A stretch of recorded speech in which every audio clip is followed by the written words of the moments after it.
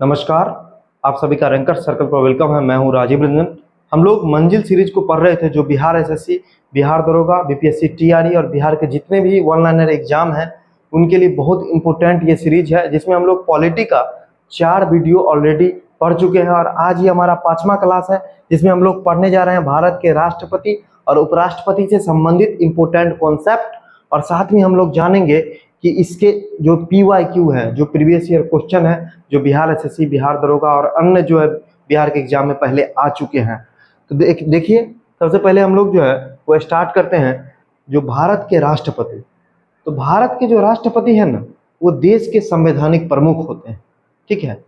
और भारत में जो है राष्ट्रपति को माना जाता है देश का प्रथम नागरिक, उनको माना जाता है राष्ट्र का अध्यक्ष, उनको माना जाता है संविधान का प्रमुख, संघ की कार्यपालक शक्ति का प्रमुख राष्ट्रपति को माना जाता है।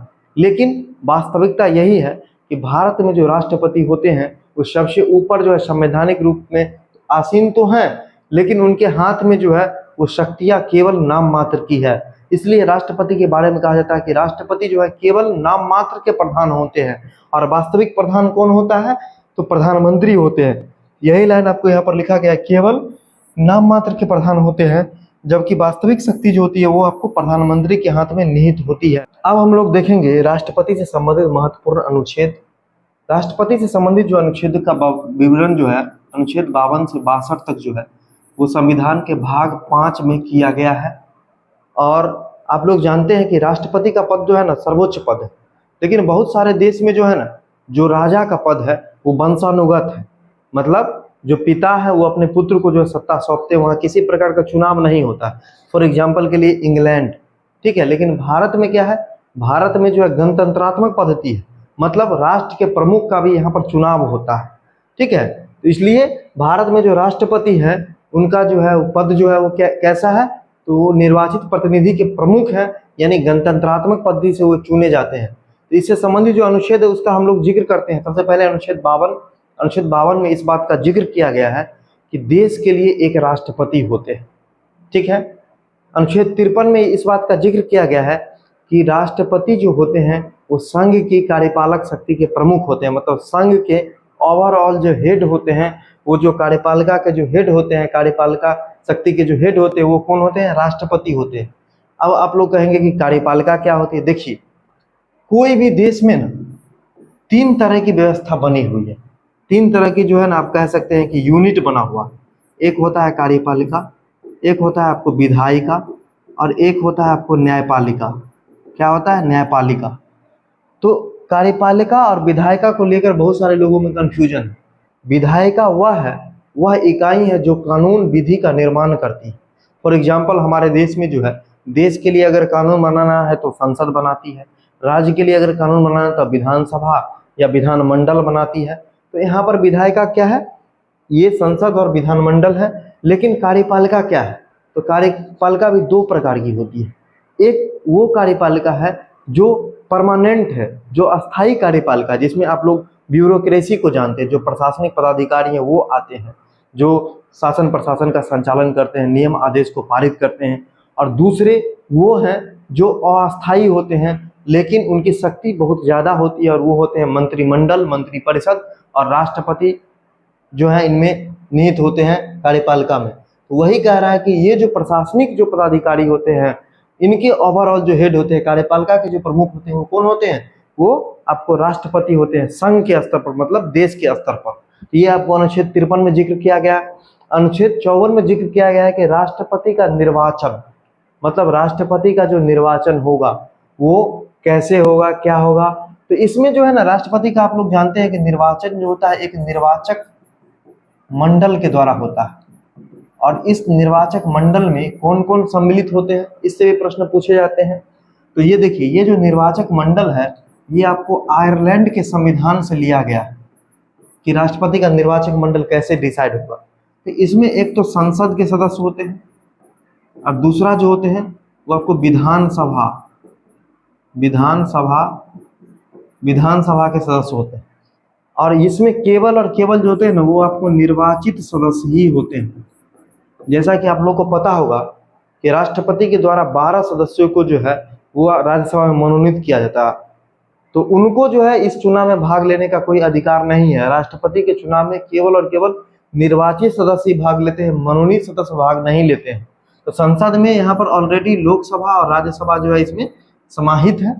वहीं विधानसभा की मैं बात करता हूँ तो राज्य की विधानसभा के साथ साथ 70वां संविधान संशोधन जब हुआ 1992 में, तो उसमें आपको दिल्ली और पुदुचेरी, इसका जो विधानसभा के सदस्य थे ना, उनको भी राष्ट्रपति के चुनाव में भाग लेने के लिए क्या कर दिया गया, अलाउ कर दिया गया। तो ये भी क्वेश्चन आपसे पूछा जा सकता है कि किस संविधान संशोधन द्वारा दिल्ली और पुदुचेरी के जो विधानसभा के सदस्य थे उनको राष्ट्रपति के निर्वाचक मंडल में शामिल किया गया। तो वो शामिल किया गया आपको 70वां संविधान संशोधन में। उसके बाद देखिए राष्ट्रपति के निर्वाचन की प्रक्रिया है अनुच्छेद 55 में। तो निर्वाचन जो होता है ना, वो एकल संक्रमणीय मत पद्धति द्वारा होता है, गुप्त मतदान होता है, अनुपातिक प्रतिनिधित्व के आधार पर होता है। बस यही 2-3 पॉइंट आपको ध्यान रखना है क्योंकि इसी से क्वेश्चन आता है। ठीक है, तो क्या क्या होता है, एकल संक्रमणीय मत पद्धति, अप्रत्यक्ष मतदान, और अप्रत्यक्ष मतदान के अलावा जो होता है वो आपको होता है अनुपातिक पद्धति। तो इसके आधार पर आपको चुनाव होता है। 57 में जो जिक्र 56 में जो जिक्र किया गया है वो राष्ट्रपति के कार्यकाल का जिक्र किया गया है। तो राष्ट्रपति का कार्यकाल शपथ ग्रहण की तारीख से, पद ग्रहण की तारीख से 5 वर्षों का होता है। ठीक है, वो बीच में भी जो है अपना त्याग पत्र जो है उपराष्ट्रपति को समर्पित कर सकते हैं। तो इस बात का जो है इसमें जिक्र किया गया है। उसके बाद 57 में जो है ना वो पुनर्निर्वाचन की योग्यता है, मतलब फिर से अगर किसी को राष्ट्रपति बनना है तो उसके लिए क्या क्या योग्यता है। 58 में जनरल योग्यता। ठीक है, तो इसमें अहर्ताओं के बारे में जिक्र किया गया है। और अहर्ता जो योग्यता होता है वो क्या क्या होता है, तो भारत के राष्ट्रपति बनने के लिए आपको योग्यता है कि पहला नंबर वो भारत के नागरिक होने चाहिए, दूसरा नंबर वो उनका उम्र 35 वर्ष होना चाहिए, तीसरा नंबर जो है ना उनमें जो है ना लोकसभा के सदस्य निर्वाचित होने की योग्यता होनी चाहिए, और चौथा नंबर जो होता है वो किसी लाभ के पद पर नहीं होना चाहिए। ठीक है, तो इन योग्यता को जो पूरा करते हैं उनको राष्ट्रपति चुना जा सकता है। 59 में शर्त है, कोई अगर राष्ट्रपति बनते हैं तो उनके लिए शर्त है। तो शर्त क्या है कि अगर मान लेते हैं कि कोई राज्य विधानसभा या विधानमंडल का सदस्य या संसद का कोई सदस्य अगर राष्ट्रपति निर्वाचित हो जाता है तो उसको जिस तिथि से राष्ट्रपति का शपथ लेता है उस तिथि से अपना पद जो है पूर्व का पद छोड़ना पड़ता है। तो ये सब शर्त है। उसके बाद 60 में अनुच्छेद 60 में जो है ना आपको शपथ का प्रावधान किया गया है कि राष्ट्रपति कैसे जो है शपथ लेंगे। उसके बाद 61 में राष्ट्रपति को हटाने के लिए जो है वो महाभियोग की प्रक्रिया का जो है जिक्र किया गया है। तो महाभियोग मोटा मोटी मैं बता देता हूँ, महाभियोग क्यों लगता है। जब कोई भी संवैधानिक पदाधिकारी अगर संविधान से इतर या संविधान का उल्लंघन करते हैं, संविधान की सीमाओं का अतिक्रमण करते हैं, तब उन पर महाभियोग लगाया जाता है। महाभियोग की कुछ शर्त है। वो शर्त ये है कि महाभियोग को कोई भी सदन शुरू कर सकता है, लोकसभा भी शुरू कर सकता है और राज्यसभा भी शुरू कर सकता है। महाभियोग लाने के लिए जो है 1/4 जो सदस्य हैं उस सदन के, उनका हस्ताक्षर होना चाहिए। ठीक है, महाभियोग लाने से पूर्व। और महाभियोग से 14 दिन पहले जो है वो संबंधित जो राष्ट्रपति हैं उनको जो है नोटिस या सूचना दिया जाना अनिवार्य है। और महाभियोग को अलग अलग दोनों सदनों से पारित होना जरूरी है। जो 2/3 बहुमत होता है ना, जैसे मान लीजिए लोकसभा से शुरू हुआ तो पहले लोकसभा में पारित हुआ, फिर आपको उसी बहुमत से 2/3 बहुमत से राज्यसभा में भी पारित होना जरूरी है, तब जाके जो है महाभियोग के द्वारा जो है किसी को हटाया जा सकता है। ये राष्ट्रपति का जो महाभियोग का प्रक्रिया है वो आपको अनुच्छेद 61 में जिक्र किया गया है। 62 में जिक्र है कि किसी स्थिति में अगर पद रिक्त हो जाता है, मान लीजिए कि मृत्यु हो गया या फिर त्याग पत्र दे दिए या कोई और बात हो गई, तो उस स्थिति में जो है 6 महीने के भीतर जो है चुनाव करवाया जा सकता है और करवाया ही जाता है। 6 महीने का ही टाइमलाइन होता है। और एक और बात है, अगर रिक्ति की स्थिति है ना, तो रिक्ति में जो है वो उपराष्ट्रपति की जो है राष्ट्रपति की जगह पर काम करते हैं। अगर उपराष्ट्रपति और राष्ट्रपति दोनों नहीं, पहले राष्ट्रपति की जगह उपराष्ट्रपति के काम करने का प्रोविजन है। अगर दोनों नहीं है तब भारत के मुख्य न्यायाधीश जो है चीफ जस्टिस ऑफ इंडिया जो है वो इन दोनों की जगह पर काम कर सकते हैं। ठीक है, उसके बाद देखिए, उसके बाद और भी बहुत सारा जो है अनुच्छेद है, लेकिन कुछ इंपोर्टेंट अनुच्छेद है। जैसे अनुच्छेद 72, अनुच्छेद 72 में राष्ट्रपति को जो है क्षमादान की शक्ति दी गई है। ठीक है, उसके बाद जैसे कि आपका और भी अनुच्छेद, जैसे अनुच्छेद 77 में जिक्र किया गया है कि संघ का जितना भी काम होता है ना वो राष्ट्रपति के नाम से होता है।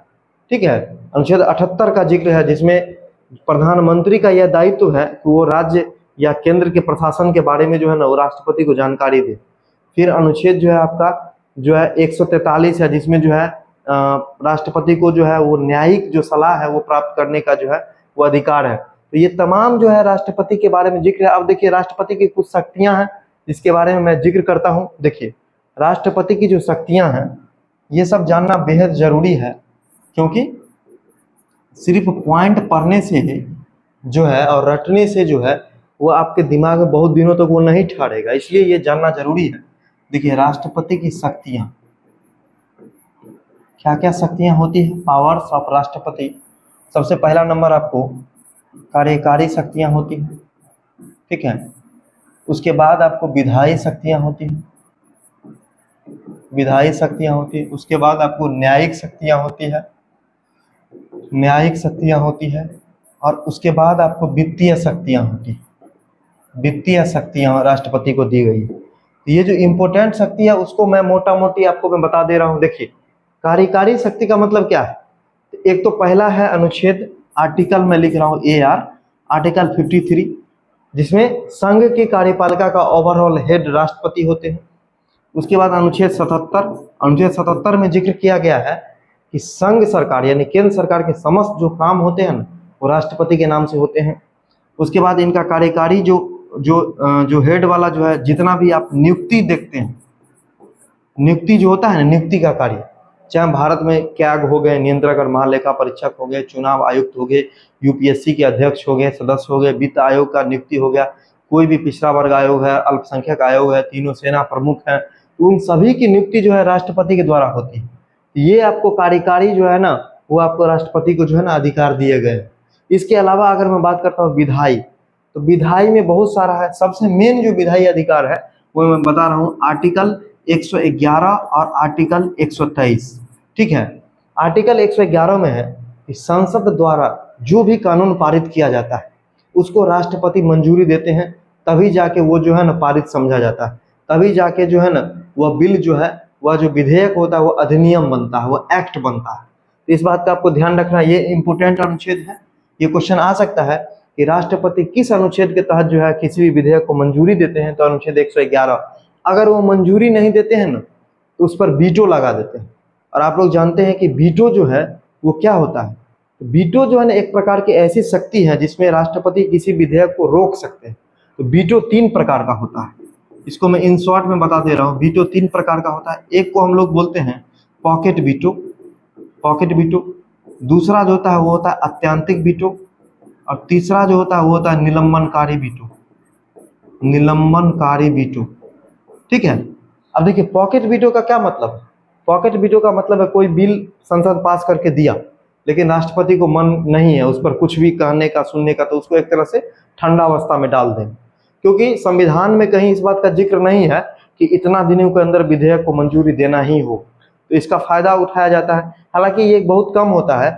इसका पहला प्रयोग जो है वो ज्ञानी जैल सिंह के द्वारा जो है ना डाकघर अधिनियम वाला जो विधेयक था 1986 में किया गया था, ठीक है। 1986 में मामला आया था ज्ञानी जैल सिंह वाला, जो उस समय ज्ञानी जैल सिंह राष्ट्रपति थे, उन्होंने जो है डाकघर संशोधन अधिनियम में जो है वो पॉकेट वीटो का इस्तेमाल किया था। उसके बाद अत्यंतिक वीटो क्या होता है, तो अत्यंतिक वीटो भी कुल मिला के इसी प्रकार से होता है जिसमें संसद द्वारा जो पारित विधेयकों पर जो है ना राष्ट्रपति अपना निर्णय नहीं लेते, ठीक है। उसके बाद निलंबनकारी वीटो, निलंबनकारी वीटो में जो है ना वो संसद को पुनर्विचार के लिए जो है ना राष्ट्रपति विधेयक लौटा देते हैं। कोई विधेयक है उसमें मान लेते हैं कुछ संशोधन होना है तो राष्ट्रपति उसको पुनर्विचार के लिए संसद को लौटा देते हैं, लेकिन अगर संसद दोबारा उसको साधारण बहुमत से भी पास करके भेज दे तो राष्ट्रपति अनिवार्य रूप से उसको मंजूरी देते हैं। तो ये जो है आपको वीटो लगाने का प्रावधान भी 111 में है। फिर 123 में क्या है, तो 123 में है कि अध्यादेश जारी करना।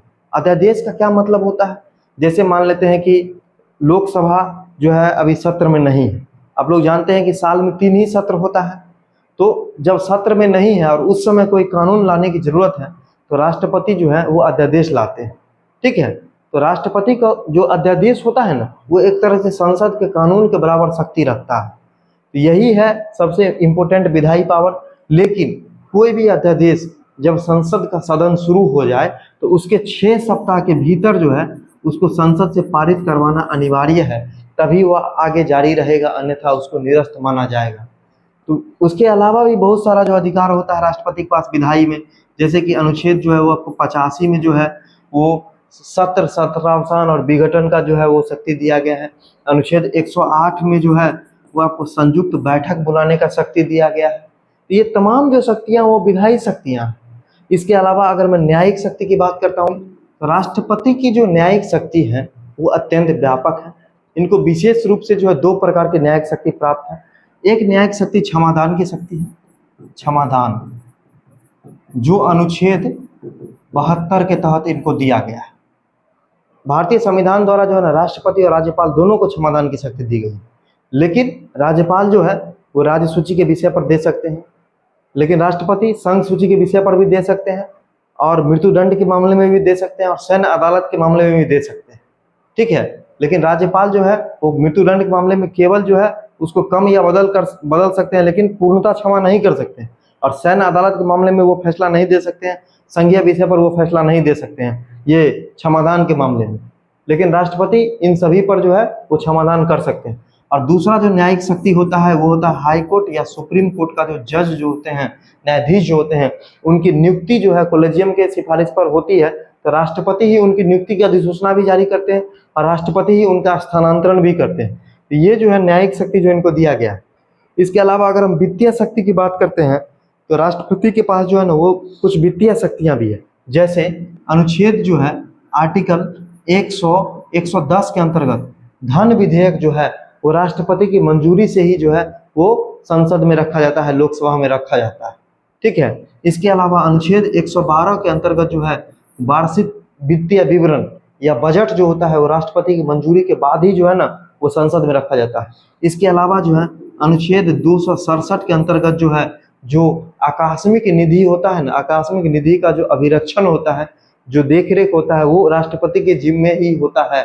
उसके ओवरऑल प्रभारी राष्ट्रपति ही होते हैं। इसके अलावा राष्ट्रपति के द्वारा ही जो है वो वित्त आयोग का गठन होता है अनुच्छेद 280 के अंतर्गत। तो ये जो है राष्ट्रपति की पावर्स हैं, शक्तियां हैं, जिसके बारे में मैंने आप लोगों को जो है अनुच्छेद वाइज और पार्ट वाइज जो है वो अवगत कराने का प्रयास किया कि जो कार्यकारी शक्ति में जो है कार्यपालिका के प्रमुख होते हैं। इसके अलावा जो है समस्त कार्य होते हैं, नियुक्ति करते हैं, यहाँ तक कि प्रधानमंत्री, मंत्रिपरिषद, राज्यपाल, CAG, attorney general of India, उसके अलावा चुनाव आयुक्त, यूपीएससी के अध्यक्ष सदस्य की नियुक्ति करते हैं। उसके बाद विधायी में 111 के अंतर्गत कोई बिल को मंजूर करते हैं या फिर अपने पास रोक लेते हैं, वीटो लगाते हैं 3 प्रकार का। 123 में अध्यादेश जारी करते हैं, 85 में सत्र बुलाते हैं, सत्र को समापन करते हैं, 108 में संयुक्त बैठक भी बुला सकते हैं। न्यायिक शक्तियां 2 प्रकार की, एक क्षमादान वाला है जिसमें आपको मृत्युदंड, सैन्य अदालत का मामला विशेष रूप से आता है। न्यायिक में जो है हाई कोर्ट और सुप्रीम कोर्ट की नियुक्ति, जजों की नियुक्ति और उनका स्थानांतरण का मामला है। वित्त में जो है वो कोई भी धन विधेयक हो, बजट हो, वो पेश जो है इन्हीं की पूर्वानुमति से होता है। 267 में आकस्मिक निधि का विरक्षण करते हैं और 280 में जो है वित्त आयोग का भी नियुक्ति राष्ट्रपति ही करते हैं। ये राष्ट्रपति की तमाम शक्तियां थी। अब देखिए जो चीजें हैं, जैसे कि राष्ट्रपति का निर्वाचन, जिसके बारे में मैंने बताया था कि राष्ट्रपति के निर्वाचन के बारे में जो अनुच्छेद जो है आर्टिकल 54 में मैंने इसके बारे में बताया था कि राष्ट्रपति के निर्वाचन में जो होते हैं केवल और केवल निर्वाचित प्रतिनिधि भाग लेते हैं, जिसमें जो है आपको संसद के दोनों सदनों के निर्वाचित सदस्य, राज्य के विधानसभाओं के निर्वाचित सदस्य, दिल्ली और पुदुचेरी विधानसभाओं के निर्वाचित सदस्य, जो 70वां संविधान संशोधन है 1992 वाला उसके तहत होते हैं। उसके बाद चुनाव जो है वो एकल संक्रमणीय पद्धति द्वारा होता है, अनुपातिक प्रतिनिधित्व के आधार पर होता है और अप्रत्यक्ष रूप से होता है। ये आपको अनुच्छेद 55 में इस बात का जिक्र किया गया है, ठीक है, इस बात का जिक्र किया गया है। इसके बाद अगर मैं बात करता हूँ कि पात्रता जो है भारत के नागरिक हो, 35 साल हो, लोकसभा के सदस्य चुने जाने योग्य हो, लाभ के पद पर आसीन न हो, ये सब पॉइंट्स मैं पहले ही बता दिया हूँ। कार्यकाल 5 साल का होता है, पुनर्निर्वाचन जो हो सकता है। उसके अलावा जो है अमेरिका की तरह यहाँ पर कोई बाध्यता नहीं है कि आप केवल 2 बार राष्ट्रपति हो सकते हैं, आप कितनी भी बार राष्ट्रपति हो सकते हैं। इसके अलावा अपना इस्तीफा उपराष्ट्रपति को सौंपते हैं। महाभियोग जो है वो संविधान के अनुच्छेद 61 के तहत लगता है और महाभियोग लगने के लिए मैंने आपको बताया भी था कि कम से कम जो है वो आपको 25% सदस्यों का हस्ताक्षर होना चाहिए। किसी भी सदन से यह मामला उठ सकता है और 2/3 सदस्य दोनों सदनों में अलग अलग पारित होना जरूरी है और 14 दिनों का जो है ना वो पूर्व नोटिस जो है ना वो दिया जाना अनिवार्य है। ये तमाम प्रावधान महाभियोग में है। उसके बाद जो है राष्ट्रपति को जो सुप्रीम कोर्ट के मुख्य न्यायाधीश शपथ दिलाते हैं और इनके शपथ का जो अनुच्छेद 60 है। ठीक है, इसके बाद मैंने बात किया राष्ट्रपति की शक्तियां, जो मैंने अभी आपको तुरंत जिक्र करके बताया। इसके बाद जो है राष्ट्रपति पर महाभियोग के तहत जो है वो लिखा गया है, संविधान के उल्लंघन पर ही राष्ट्रपति पर महाभियोग लाया जा सकता है, अन्य स्थिति में नहीं लाया जा सकता। वो राष्ट्रपति जो भारत के हुए उनका लिस्ट है, सबसे पहला है राजेंद्र प्रसाद। तो राजेंद्र प्रसाद 1950 से 1962 तक जो है वो राष्ट्रपति रहे। ठीक है, और अभी तक के जो है सबसे लंबे कार्यकाल के राष्ट्रपति रहे थे। और इनके विरोध में पहली बार जो के.टी. शाह खड़े हुए थे। उसके बाद दूसरे राष्ट्रपति हुए सर्वपल्ली राधाकृष्णन। सर्वपल्ली राधाकृष्णन जो है वो सोवियत संघ के राजदूत थे और इनको माना जाता है दार्शनिक राष्ट्रपति। ठीक है, उसके बाद जाकिर हुसैन हुए 67 से 69 तक। जाकिर हुसैन आप लोग जानते हैं इनकी मृत्यु हो गई थी पद पर रहते हुए ही। फिर आपको बीबी गिरी हुए। बीबी गिरी जो थे ना वो आपको ट्रेड यूनियन जो है ना, जो व्यापार संघ होता था, उनके जो है ये नेता थे। इसके अलावा मोहम्मद हिदायतुल्लाह हुए, फिर बीबी गिरी बने दोबारा से। देख रहे हैं, बीबी गिरी दोबारा से बने। तो जब दोबारा बने तो इनके समय में जो है ना सेकेंड चक्र की मतगणना करनी पड़ी थी। पहली बार जो है सेकेंड चक्र की मतगणना करनी पड़ी थी बीबी गिरी के समय में। फिर फखरुद्दीन अली अहमद बनते हैं। ठीक है, 1974 से। फिर बी.डी. जत्ती कुछ दिन, फिर नीलम संजीव रेड्डी। देखिए नीलम संजीव रेड्डी जो थे वो पहले जो थे ना, पहले लोकसभा के अध्यक्ष थे, लोकसभा स्पीकर थे, लोकसभा के जो है स्पीकर थे। और बाद में जो है ना इनको निर्विरोध चुन लिया गया था। बाद में इनको क्या चुन लिया गया था? तो निर्विरोध। ये क्वेश्चन भी आता है कि निर्विरोध राष्ट्रपति कौन चुने गए? तो नीलम संजीव रेड्डी। और पहले जो लोकसभा के स्पीकर थे नीलम संजीव रेड्डी ही थे। इसके बाद जो आपको ज्ञानी जैल सिंह पॉकेट वीटो का इस्तेमाल किए थे। प्रथम सिख राष्ट्रपति थे। ठीक है, यहाँ पर लिखिएगा सिख राष्ट्रपति थे। और जो पॉकेट वीटो इन्होंने 1986 में इस्तेमाल किया था डाकघर संशोधन अधिनियम बारे में। इसके बाद देखिए आर वेंकट रमन, शंकर दयाल शर्मा और के.आर. नारायण, ये तीनों इसी सीरियल से वेंकट, शंकर और नारायण, इस तरह से मैंने याद किया है। इसी क्रम में वो ये उपराष्ट्रपति भी रहे हैं जिनको मैं आगे बताऊंगा। तो इसमें के.आर. नारायण जो थे ना वो प्रथम दलित जो है वो राष्ट्रपति बने थे, प्रथम दलित राष्ट्रपति बने थे। ए.पी.जे. अब्दुल कलाम आप लोग जानते हैं कि ये गैर राजनीतिक व्यक्ति थे जिनको बोला जाता है missile man of India. Missile man of India ये ए.पी.जे. अब्दुल कलाम साहब थे। प्रतिभा पाटिल जो है वो फर्स्ट महिला राष्ट्रपति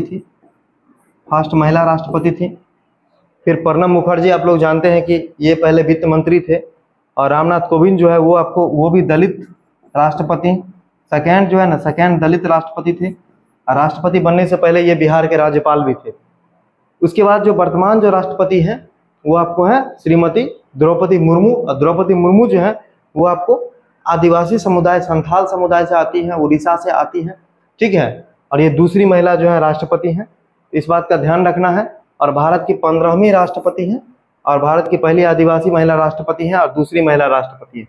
और ये जो है आपको सभी जो माननीय राष्ट्रपति जी हैं। अब हम लोग जो उपराष्ट्रपति से संबंधित भी कुछ इंपॉर्टेंट फैक्ट को देख लेते हैं। देखिए भारत में जो उपराष्ट्रपति होते हैं वो भारत का दूसरा नागरिक होता है।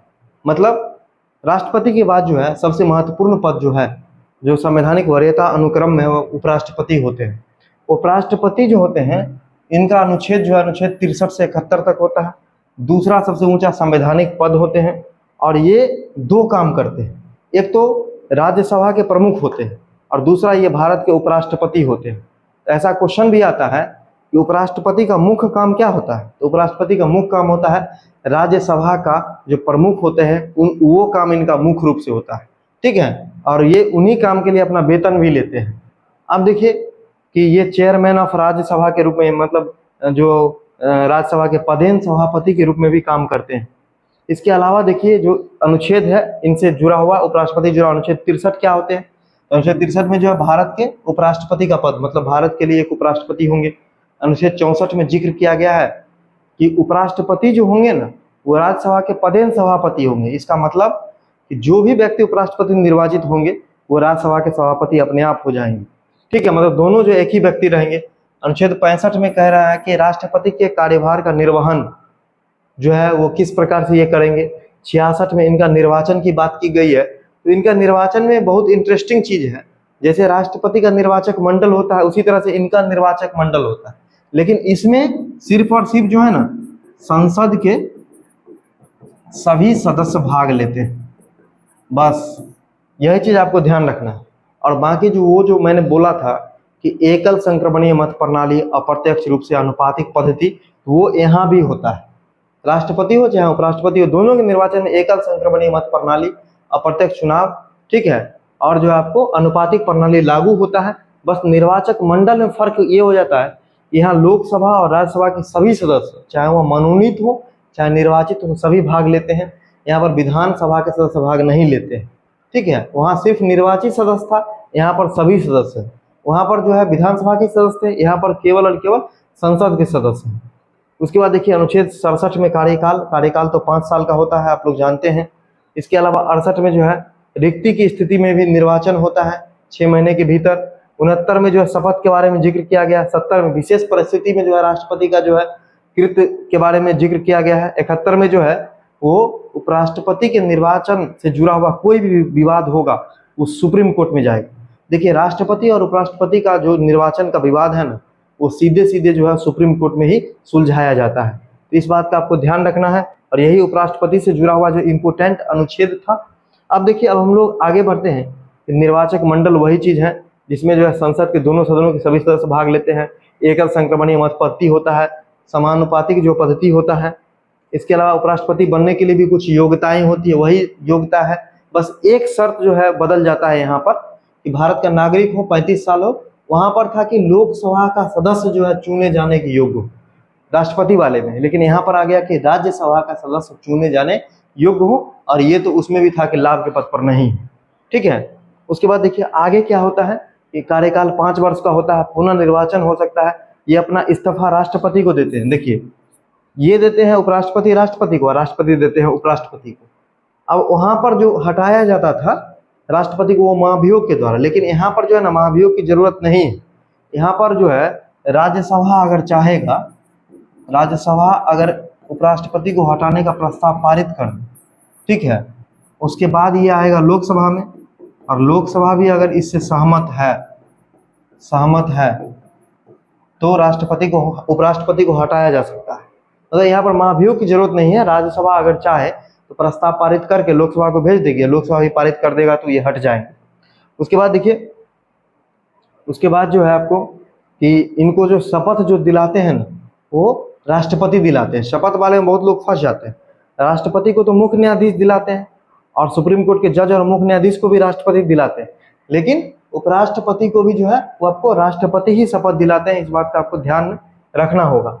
अब देखिए, अब जो है आपको इनकी जो शक्तियां और कार्य जो होते हैं, तो इनका मुख्य काम जो होता है ना, वो राज्यसभा का संचालन करना होता है, और राष्ट्रपति की अनुपस्थिति में जो है ना उनका काम ये करते हैं, ठीक है। अगर मान लेते उनकी अनुपस्थिति हो गई, मृत्यु हो गई, त्यागपत्र हो गई, उस स्थिति में ये जो है राष्ट्रपति का काम करते हैं। इसके अलावा जब राज्यसभा में कोई बिल आता है, बिल में अगर मान लेते हैं पक्ष और विपक्ष का वोट बराबर हो जाए, तब जाके आपको अध्यक्ष जो है वोट देता है या सभापति, तो उसको हम लोग बोलते हैं निर्णायक मत, यानी कि कास्टिंग वोट। तो कास्टिंग वोट का भी ये प्रयोग करते हैं लास्ट में, ठीक है। इसके अलावा देखिए, इसके अलावा जो है भारत के जो है जो उपराष्ट्रपति के ये लिस्ट है, जिसके बारे में आपको जानकारी होना एकदम जरूरी है। देखिए जो है यहाँ सर्वपल्ली राधाकृष्णन है, फिर जाकिर हुसैन है, बीबी गिरी है। ये तीनों सीरियल से ही है जो वहां पर राष्ट्रपति थे। उसी क्रम में ये दूसरे राष्ट्रपति थे, ये तीसरे राष्ट्रपति थे, और ये चौथे राष्ट्रपति थे भारत के। और यहाँ पर जो है उपराष्ट्रपति है। उसी तरह से फिर गोपाल स्वरूप पाठक, बी डी जत्ती, एम हिदायतुल्लाह जो है ना, वो हाई कोर्ट नहीं बल्कि सुप्रीम कोर्ट के जो है ना वो न्यायाधीश भी थे, और इसके साथ साथ जो है उपराष्ट्रपति भी बने। उसके बाद जो है कार्यवाहक जो है राष्ट्रपति भी बने। इसलिए मोहम्मद हिदायतुल्लाह का नाम आप लोग को याद रखना चाहिए। आर वेंकट रमन है, वेंकट शंकर नारायण, देखिए ये तीनों वहां भी थे, राष्ट्रपति में भी, और यहाँ भी आ गए। फिर के कृष्णकांत है, भैरव सिंह शेखावत, मोहम्मद हमीद अंसारी। अभी जो है वेंकैया नायडू थे, और वेंकैया नायडू के बाद जो है अभी सबसे लेटेस्ट में जगदीप धनखड़ थे, जिन्होंने जो अपना त्यागपत्र दे दिया। तो अभी जो पद जो है ना उपराष्ट्रपति का, वो आपको क्या है, रिक्त है। अब अगर हम वेतन भत्ता की बात करते हैं, बहुत सारे लोग ये पूछ रहे थे वेतन भत्ता, देखिए राष्ट्रपति को जो मिलता है ना, राष्ट्रपति का वेतन है 5 लाख रुपए पर मंथ, और उपराष्ट्रपति को जो मिलता है, उपराष्ट्रपति को जो मिलता है वो मिलता है आपको 4 लाख रुपए पर मंथ। ठीक है, तो ये चीजें हैं, और भी सुविधाएं हैं, लेकिन आपको डाटा एग्जाम में पूछा जा सकता है इसलिए मैंने बताया। अब देखिए ये जो है उपराष्ट्रपति का जो है लिस्ट है। अभी जो उपराष्ट्रपति थे वो 14वें थे, जो जगदीप धनखड़ जी थे, और अब जो है वो नए उपराष्ट्रपति का चुनाव होने वाला है जो 15वें बनेंगे। अब देखिए कुछ जो है ना MCQ है, जो मैंने अभी पढ़ाया उससे जुड़ा हुआ या कुछ फैक्ट अगर छूट गया होगा तो उसको हम लोग MCQ में कवर कर लेंगे। जैसे पहला क्वेश्चन है कि निम्नलिखित में से जो है किसकी नियुक्ति राष्ट्रपति द्वारा नहीं की जाती है। देखिए नहीं किए जाने से संबंधित जो है भारत के मुख्य न्यायाधीश की नियुक्ति की जाती है। मैंने थोड़ा देर पहले ही बताया था, राष्ट्रपति के न्यायिक शक्ति वाला में लोकसभा अध्यक्ष, उसके बाद वायुसेना अध्यक्ष की भी नियुक्ति की जाती है, राज्यपाल की भी नियुक्ति की जाती है। ठीक है, इसका आंसर हो जाएगा लोकसभा अध्यक्ष। लोकसभा अध्यक्ष की नियुक्ति जो है वो राष्ट्रपति नहीं करते हैं, बल्कि लोकसभा ही अपने सदस्यों में से किसी एक को अध्यक्ष के रूप में मनोनीत करते हैं। ठीक है, तो वो लोकसभा सदस्य लोकसभा के बीच ही किया जाता है। उसके बाद देखिए भारतीय संविधान का कौन सा अनुच्छेद राष्ट्रपति को जानकारी देने के संबंध में प्रधानमंत्री के कर्तव्य से संबंधित है। मैंने बताया भी था, वो अनुच्छेद है अनुच्छेद 78। अनुच्छेद 78 में कहा गया है कि प्रधानमंत्री का यह कर्तव्य है कि वो प्रशासन के संबंध में जो है वो राष्ट्रपति को जानकारी दे। अनुच्छेद 61 क्या है? महाभियोग। अनुच्छेद 61 क्या है? महाभियोग। अनुच्छेद 52 क्या है? राष्ट्रपति, मतलब भारत के लिए एक राष्ट्रपति होंगे। अनुच्छेद 75 क्या है? तो देखिए अनुच्छेद 74 और 75 आपको ध्यान रहना चाहिए, थोड़ा सा ही डिफरेंस है लेकिन बहुत ही इंटरेस्टिंग चीज है। देखिए अनुच्छेद 74 में कहा गया है ना कि भारत में राष्ट्रपति को सलाह और सहायता देने के लिए एक मंत्री परिषद होगा। क्या कहा गया है? राष्ट्रपति को सलाह और सहायता देने के लिए एक मंत्री परिषद होगा, इस बात का जिक्र किया गया। लेकिन 75 में कहा गया है कि राष्ट्रपति जो है ना प्रधानमंत्री की और प्रधानमंत्री की सलाह पर अन्य मंत्रियों की नियुक्ति करेंगे। मतलब 75 में मंत्रियों की नियुक्ति का जो प्रावधान है वो आपको किया गया है। तो आप लोग समझ गए होंगे, तो इसका आंसर हो गया डी।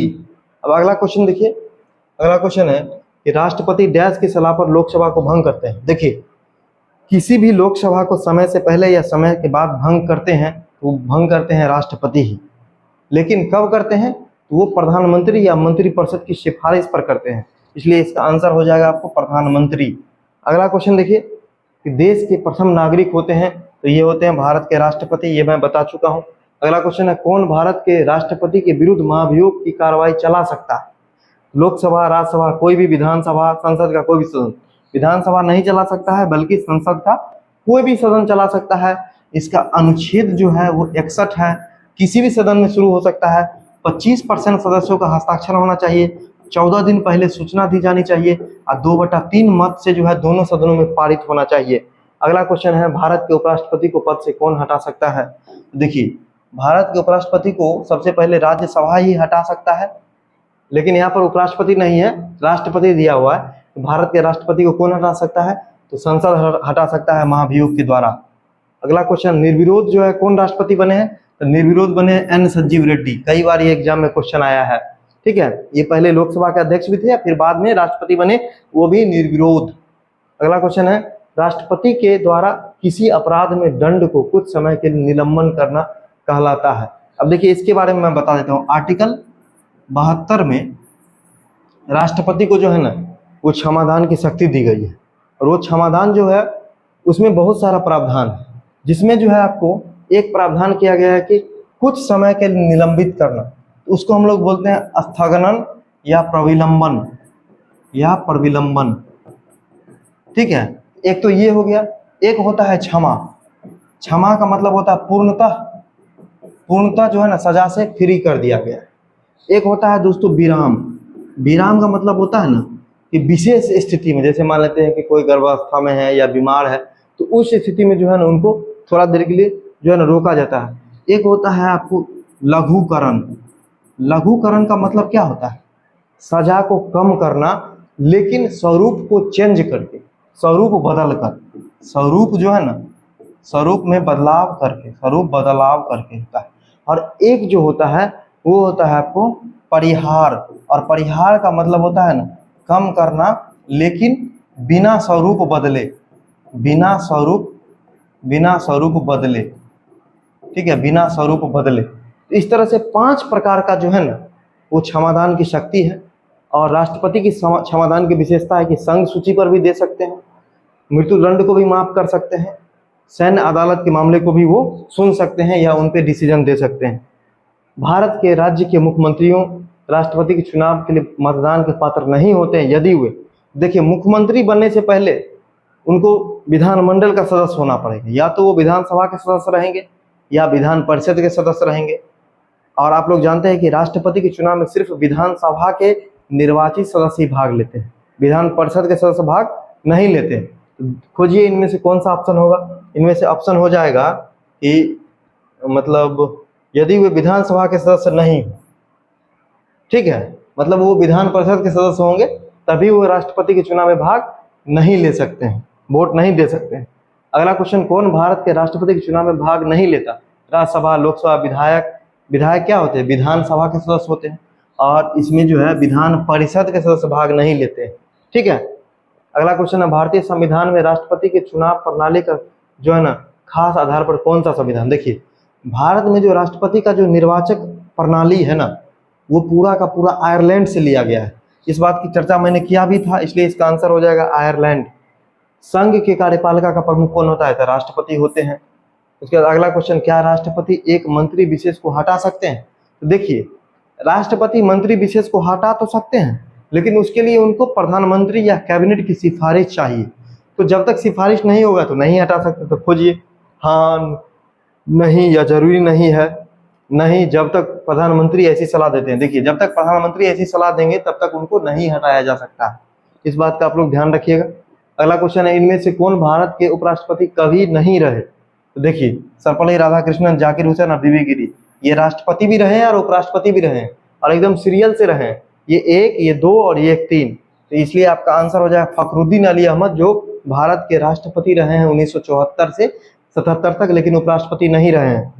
अगला क्वेश्चन है, उपराष्ट्रपति का कार्यकाल कितना होता है। तो 5 वर्ष का होता है, सब लोग जानते हैं। उपराष्ट्रपति का निर्वाचक मंडल होते हैं, तो संसद के निर्वाचित सदस्य नहीं बल्कि सभी सदस्य, इसमें क्या हो जाएगा, संसद के दोनों सदनों के सदस्य हो जाएंगे, ठीक है। निर्वाचित सदस्य जो है वो आपको किस में होगा, राष्ट्रपति वाले में होगा, लेकिन यहाँ पर जो है उपराष्ट्रपति में सभी सदस्य होंगे। सभी नहीं लिखा हुआ है, लेकिन ऑटोमेटिक अंडरस्टूड है ये वर्ड। अगला क्वेश्चन है कि भारत के उपराष्ट्रपति का चुनाव करने वाले सदस्य होते हैं। यही बात है कि संसद के सदस्य होते हैं, सेम टू सेम क्वेश्चन आ गया। फिर अगला क्वेश्चन, भारत के उपराष्ट्रपति नियुक्त होते हैं, नियुक्ति द्वारा, जब वो राष्ट्रपति पद पर नियुक्त किसी राष्ट्रपति निर्वाचक मंडल द्वारा। लोकसभा के विभाग है, देखिए, भारत के उपराष्ट्रपति का भी निर्वाचक मंडल होता है जिसमें संसद के सभी सदस्य जो है शामिल होते हैं। अगला क्वेश्चन, उपराष्ट्रपति का निर्वाचन कौन करता है। तो उपराष्ट्रपति का जो निर्वाचन होता है वो आपको निर्वाचक मंडल करता है, सिंपल सा आंसर है। अगला क्वेश्चन है कि यदि उपराष्ट्रपति पद रिक्त हो जाए तो भारत में उपराष्ट्रपति के लिए क्या प्रावधान। मतलब यदि राष्ट्रपति नहीं रहे तो उपराष्ट्रपति जो है वह स्वतः राष्ट्रपति बन जाता है, वह तब तक कार्यवाहक राष्ट्रपति के रूप में होता है जब तक नया राष्ट्रपति नियुक्त नहीं हो जाता। यही आपका राइट आंसर है, ठीक है, क्योंकि हम लोग जानते हैं कि विशेष स्थिति में राष्ट्रपति का काम जो उपराष्ट्रपति देखते हैं। अब दोनों नहीं रहेंगे तो भारत के मुख्य न्यायाधीश देखेंगे, वो भी नहीं रहेंगे तो भारत के सुप्रीम कोर्ट के जो है ना कोई एक जो वरिष्ठ न्यायाधीश होंगे वो नियुक्त किए जाएंगे, मनोनीत किए जाएंगे। तो ये जो है आपका आंसर की है, इसको आप लोग जो है देख लीजिएगा। और आप लोग जो है जो भी PDF है इसका वो टेलीग्राम से डाउनलोड कर लेंगे। जो लोग नहीं जुड़े हैं वो टेलीग्राम से जुड़ जाइए, वहाँ पर और भी स्टडी मटेरियल, स्ट्रेटजी वगैरह हम साझा करते हैं। बहुत सारे लोग ये पूछ रहे थे कि टारगेट सीरीज, तो टारगेट सीरीज हम लोग जो है वो लाएंगे, थोड़ा देर ही सही लेकिन दुरुस्त आएगा, आप लोग चिंता ना करें। अभी जो है वीक में जो है कम से कम 4 जो है GS की क्लासेस जो है आपको मिलेंगी। इसके साथ साथ जो है बहुत सारी चीज़ें हैं, जैसे कि आपका सिलेबस एनालिसिस है, जो आपका वैकेंसी आया है उससे जुड़ा हुआ जो भी डाउट है और जो डॉक्यूमेंट का डाउट है उसको मैंने क्लियर कर दिया। तो अभी धीरे धीरे हम लोग जो है वो स्टडी के मोड में आ रहे हैं और बहुत ही जल्द जो है इसको हम लोग जो एक्सटेंड करने वाले हैं और टेस्ट और टास्क प्लान जो है वो आएगा। अभी के लिए आप लोग जो है ना जो आपको मिल रहा है वो पढ़िए, ठीक है, और चैनल को लाइक शेयर और सब्सक्राइब कीजिए। मुस्कुराते रहिए, हंसते रहिए। धन्यवाद।